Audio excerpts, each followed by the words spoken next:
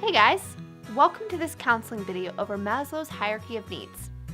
Abraham Maslow in 1943 wrote this theory in an attempt to rank and prioritize the innate needs of humans. His theory remains a backbone for much of society's research, training, and education.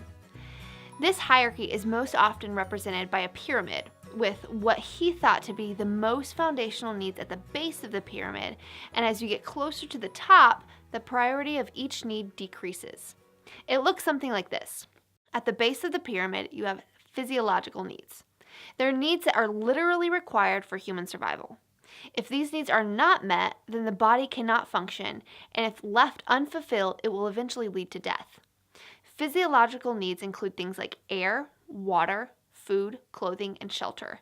The next step up from physiological needs are safety needs. If a person's physiological needs are, for the most part, met, then one's safety needs are what drive their behavior. When people experience a lack of physical safety, this can lead to things like post-traumatic stress disorder.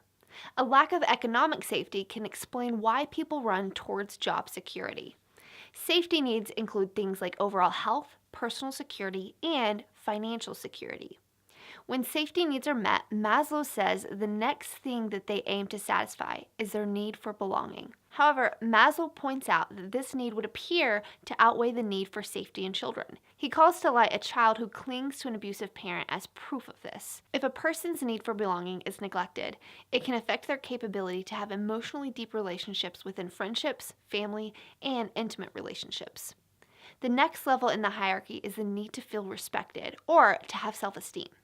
Esteem represents a person's desire to feel valued and respected by others. Typically, a person with low self-esteem seeks fame or glory to try and fill that void. Maslow believed that certain psychological illnesses like depression can affect one's self-esteem. Maslow also concluded that there are higher versions and lower versions of esteem. The lower being the need for respect from outside of themselves. By this, he meant that someone would be more inclined to feel the need to be recognized in a good light by others. The higher version takes form in the need for a sense of respect from within. This may mean that they have a strong desire to feel competent, independent, and strong.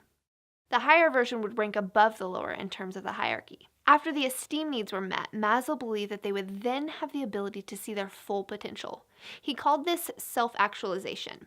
He summed up this top level of the hierarchy with this quote, "What a man can be, he must be." He believed once a person reached this level, they were able to see that they have potential to be more and would also develop a drive to become more. After Maslow completed his theory on the hierarchy of needs, he eventually came back and amended the top level. He called this self-transcendence. He believed that the self could not be fully actualized apart from giving oneself over to something outside of themselves. Maslow's hierarchy of needs has been referred to and used in the implementation of various procedures in psychological practices all over the world. Thanks for watching, guys, and I hope that this video was helpful. For further help, be sure to subscribe to our channel right here. See you next time.